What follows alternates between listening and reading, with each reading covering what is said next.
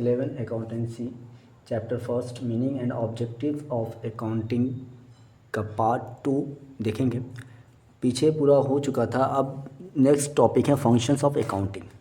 Functions of accounting में पहला point जो है वो है maintaining complete and systematic records.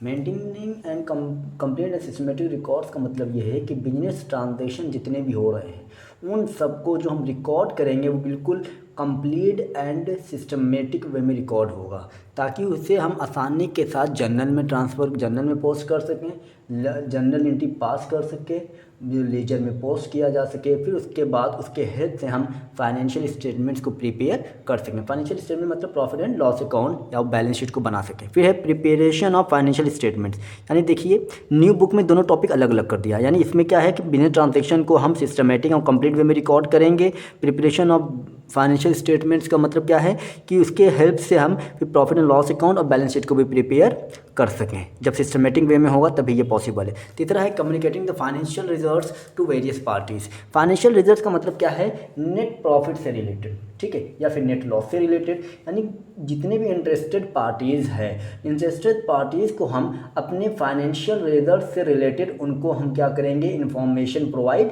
करेंगे। एसेट्स के रिलेटेड, एसेट से रिलेटेड, लायबिलिटीज से रिलेटेड, सारी चीज़ें से related, net profit net loss से रिलेटेड हम इंटरेस्टेड पार्टीज़ को इन्फॉर्मेशन प्रोवाइड करेंगे। अब नेक्स्ट जो है वो ये है protecting the assets of business. Protecting the assets of business का मतलब ये हुआ कि ये भी जो है अकाउंटिंग का एक अनदर फंक्शन है, जो कि ये प्रॉपर रिकॉर्ड हमें मेंटेन रखना पड़ता है एसेट्स का।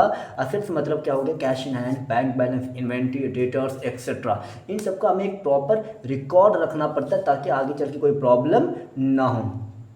ठीक, उसके बाद आता है क्या, providing assistance to management. Assistant मतलब हेल्प होता है, यानी अब क्या कह रहा है कि मैनेजमेंट में ये असिस्टेंस प्रोवाइड करता है। क्या प्रोवाइड करता है, अगर टाइम बाय टाइम अगर हम मैनेजमेंट को इन्फॉर्मेशन प्रोवाइड करते रहेंगे तो मैनेजमेंट के लिए ये हेल्पफुल होता है कि प्लानिंग कैसे करनी है, कंट्रोलिंग कैसे करनी है, हमें क्या डिसीजन लेना है। ये तभी पॉसिबल है जब मैनेजमेंट को हम टाइमली सारे इन्फॉर्मेशन प्रोवाइड करेंगे। ट्रस्टीशिप का मतलब ये हुआ कि मैनेजमेंट से ये एक्सपेक्ट किया जाता है कि वो as a trustee of the company's fund पे एक्ट करेगा, एज अ ट्रस्टी एक्ट करेगा, जिससे कि अकाउंटिंग उनको ये हेल्प करता है कि रिसोर्सेज को पूरी तरीके से प्रॉपरली कंट्रोल किया जा सके। रिसोर्सेज को प्रॉपरली कंट्रोल किया जा सके तभी पॉसिबल है जब मैनेजमेंट से ये एक्सपेक्ट किया जाएगा कि वो as a trustee of the company's fund act करेंगे। उसके बाद जो है आता है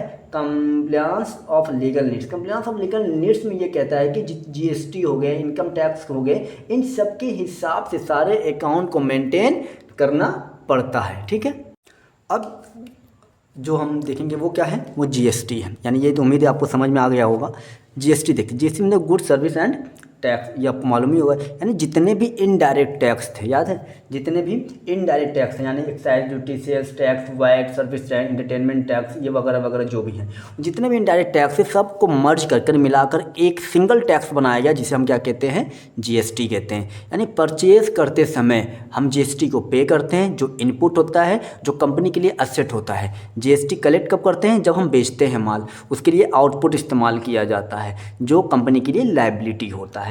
ठीक है, अब हम नया टॉपिक क्या है, वो है बुक कीपिंग। बुक कीपिंग अगर आसान लैंग्वेज में समझे तो ये क्या होता है कि रिकॉर्ड को मेंटेन रखना होता है, हिसाब रखना होता है। इसमें सिस्टमेटिक वे नहीं आता है। ठीक है, इसमें जैसे आप कोई चायखाना देख लीजिए, जनरल स्टोर देख लीजिए, आप अगर ये भी देखेंगे तो उसमें क्या होता है, वो भी ये चीज़ मेंटेन करते हैं। वो आपका नाम लिख लेंगे ऊपर, इतने का सामान लिख देंगे, खत्म हो गया कहानी।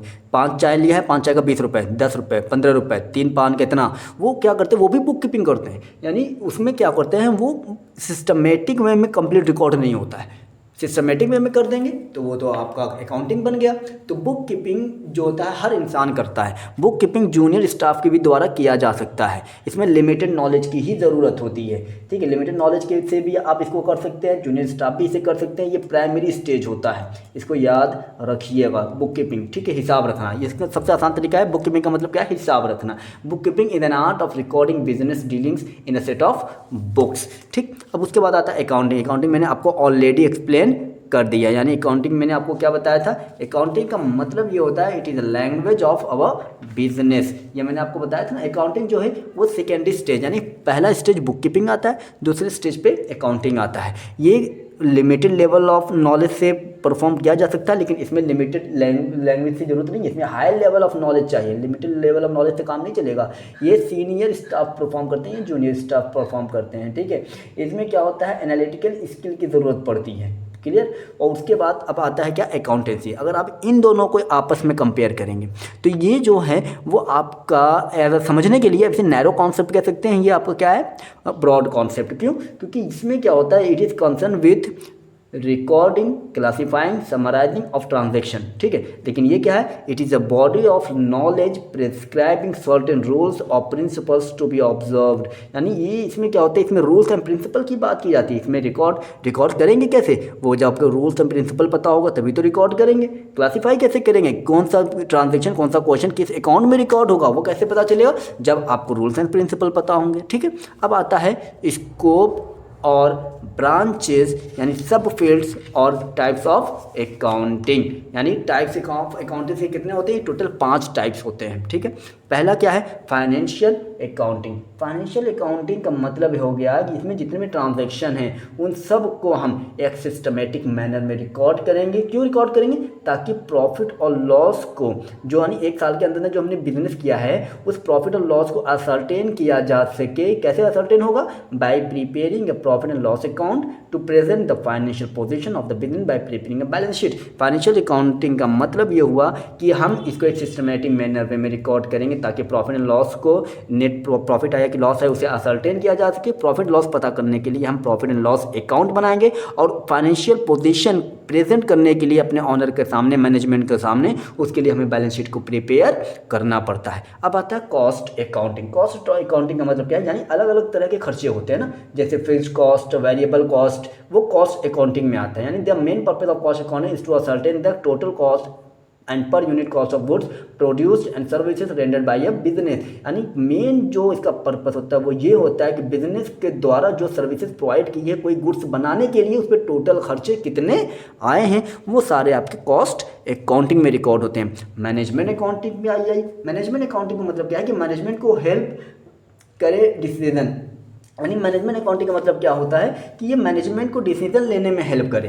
इसमें ये होता है is to present the accounting information in such a way as to assist the management in planning accounting. मैंने भी पीछे हम लोगों ने पढ़ा था, उसमें क्या था, ये ऐसे ये था ना, प्रोवाइडिंग असिस्टेंस टू मैनेजमेंट। यानी मैनेजमेंट को हम टाइमली इंफॉर्मेशन देते रहेंगे ताकि उनको कंट्रोल करने में, प्लानिंग करने में, डिसीजन लेने में कोई भी प्रॉब्लम ना हो। Tax accounting. टैक्स अकाउंटिंग का मतलब है प्रॉफिट एंड लॉस को इस तरह से एस्टिमेट करो जिससे गवर्नमेंट को दिखा सको।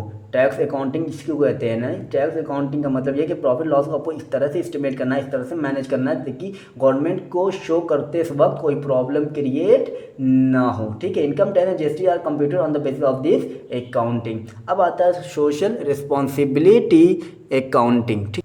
अब देखिए इसमें क्या है कि सोशल रिस्पॉन्सिबिलिटी अकाउंटिंग का मतलब ये हुआ कि सोशल सोसाइटी के हेल्प के बिना हम कोई भी बिजनेस को ऑपरेट नहीं कर सकते। अब कहोगे ये कौन सा सवाल हो गया, इसलिए नहीं कर सकते क्योंकि सोसाइटी ही तो हमें इंफ्रास्ट्रक्चर प्रोवाइड करता है, फैसिलिटी प्रोवाइड करता है। क्या उसके बगैर हम कोई बिजनेस चला सकते हैं? तो इस वजह से हम कह सकते हैं कि the business also have the responsibility to the society. यानी तो हम ये कह देंगे ना, सोसाइटी के भी इन्वॉल्वमेंट होते हैं। सोसाइटी के इन्वॉल्वमेंट के बिना कोई भी बिजनेस नहीं चलता है, ठीक। उम्मीद है आपको अच्छे से समझ में आया होगा। नेक्स्ट टॉपिक देखते हैं। अब देखिए इसमें क्या कह रहा है क्वेश्चन, ये क्या है, ये क्वेश्चन जो है क्या नहीं, ये नेचर ऑफ अकाउंटिंग पढ़ना है ना। नेचर ऑफ अकाउंटिंग ये नई बुक में आया है, पुरानी बुक में ये नहीं है। नेचर ऑफ अकाउंटिंग को मैं आपको ये एक्सप्लेन नहीं कर रहा हूँ, एक बार आप लोग देख लीजिएगा ये आपके बुक में है कि नहीं। अगर ये है तो कमेंट करिएगा, फिर इसको हम एक्सप्लेन कर देंगे, ठीक। हम ये एक्सप्लेन करने जा रहे हैं accounting as a source of information. Accounting को क्या माना गया, सोर्स ऑफ इन्फॉर्मेशन माना गया। क्यों? क्योंकि आपको मालूम होगा कि अकाउंटिंग जो है वो लैंग्वेज ऑफ बिजनेस है, ठीक है।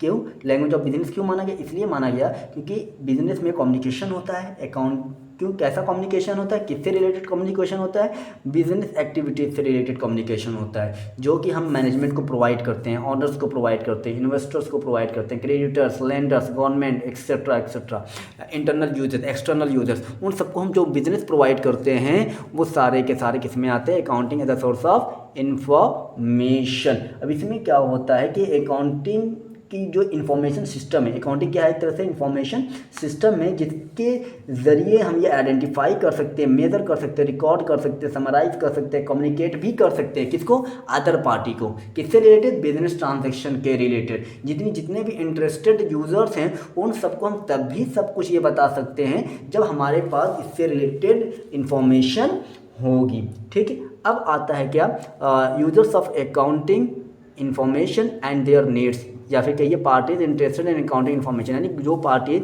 अकाउंटिंग इन्फॉर्मेशन में इंटरेस्टेड है उनकी बात कर रहा है। यानी दो तरह के पार्टीज होते हैं, ठीक है, एक इंटरनल यूजर्स हैं, दूसरा एक्सटर्नल यूजर्स हैं। कितने हैं, internal and external users.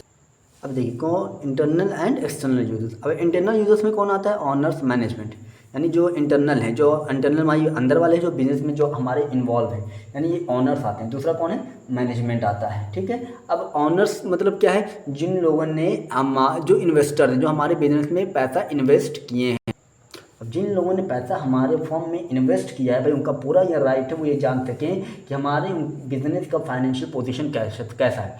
Management का रोल क्या है, मैनेजमेंट का रोल ये है कि मैनेजमेंट ये करता है, उसे अकाउंटिंग इन्फॉर्मेशन चाहिए। क्यों चाहिए, ताकि वो अपने बिजनेस को स्मूथली रन कर सके, ताकि उसको डिसीजन लेने में, कंट्रोलिंग करने में, प्लानिंग करने में कोई भी इश्यू ना है। उससे रिलेटेड उसको क्या बनाना पड़ता है, प्रॉफिट एंड लॉस अकाउंट बनाएगा, बैलेंस शीट बनाएगा, कैश फ्लो स्टेटमेंट बनाएगा, तभी तक ये पॉसिबल है जब उसके पास अकाउंटिंग इन्फॉर्मेशन होगा।